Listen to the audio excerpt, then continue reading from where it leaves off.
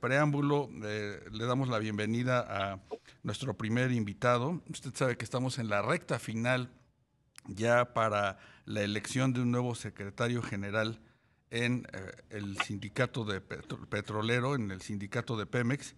Y bueno, esto pues ha generado pues una enorme expectativa en las últimas semanas. Hay, Darío, como lo sabes, pues alrededor de 20 digamos que suspirantes a ocupar esta Secretaría General del Sindicato Petrolero. Sin embargo, pues bueno, hay un par de punteros que estarían, digamos que generando los mayores reflectores.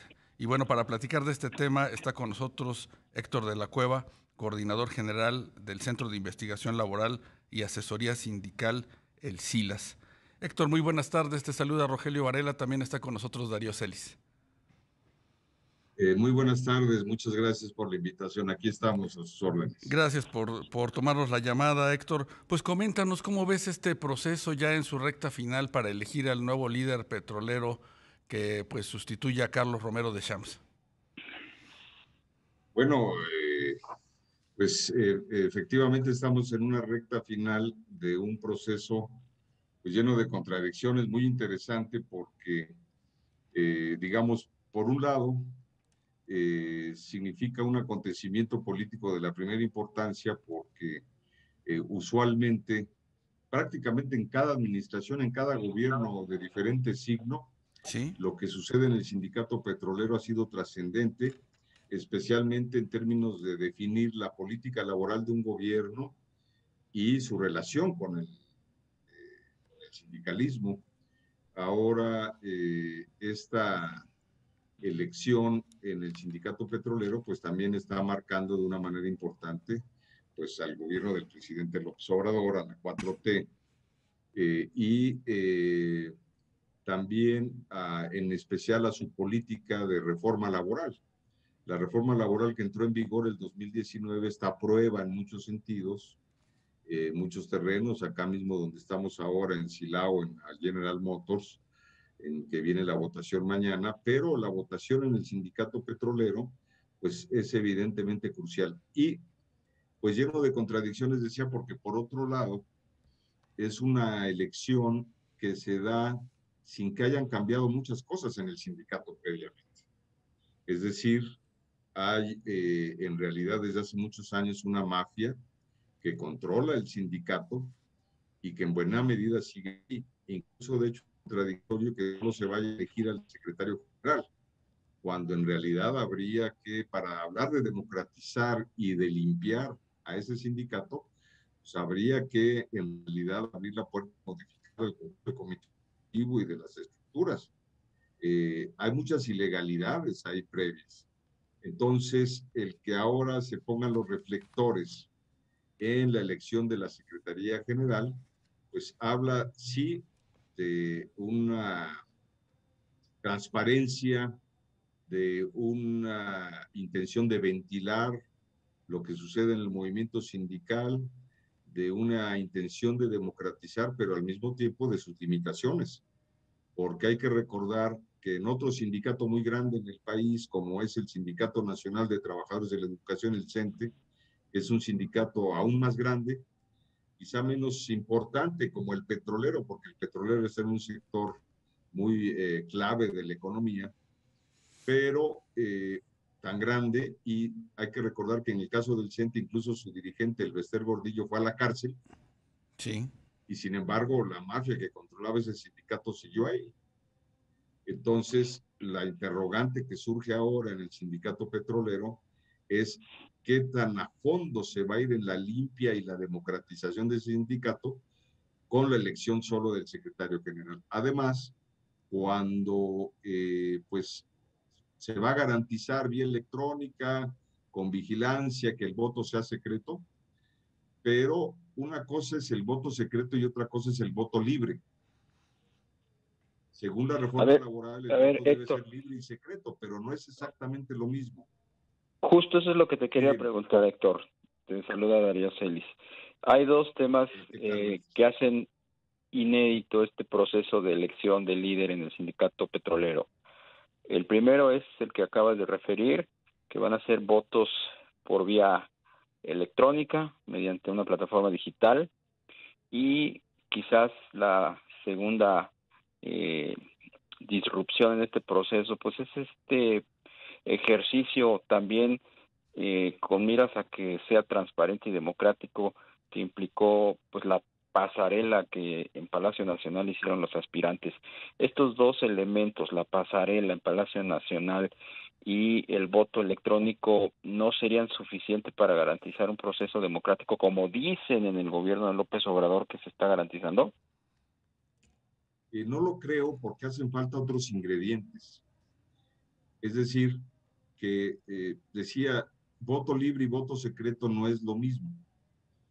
Puede garantizarse el voto secreto, pero si no se, en el proceso previo, no se eliminan los mecanismos de coerción, de intimidación, de compra de votos, de chantaje, de muchas cosas que se han usado tradicionalmente, de compras de votos, de clientelismo, etcétera.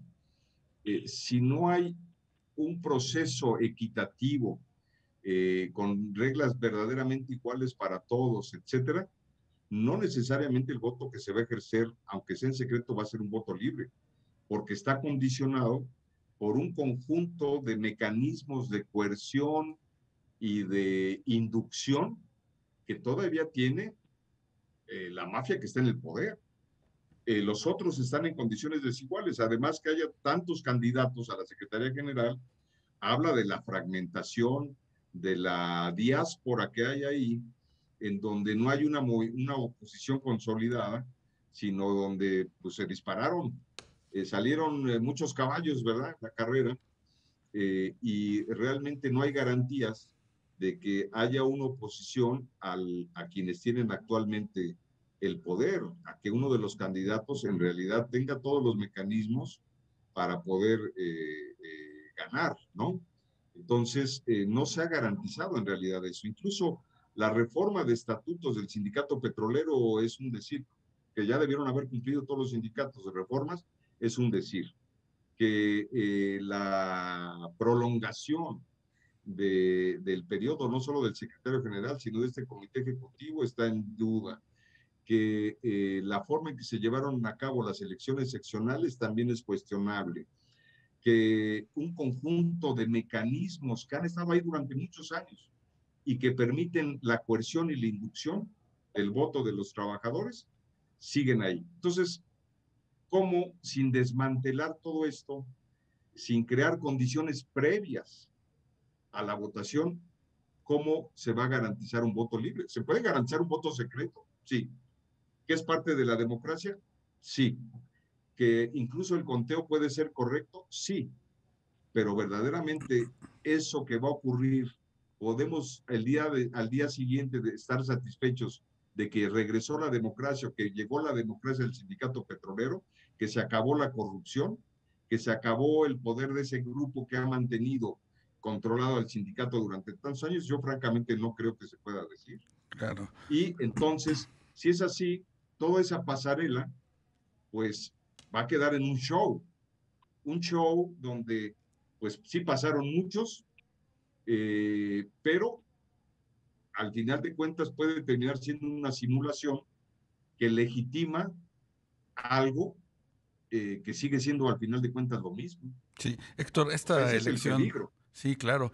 Héctor, esta elección se da en un contexto donde en los últimos años los trabajadores petroleros han sido muy golpeados por la austeridad franciscana del gobierno federal, han perdido muchísimas prestaciones. ¿En qué medida esto puede influir en la elección?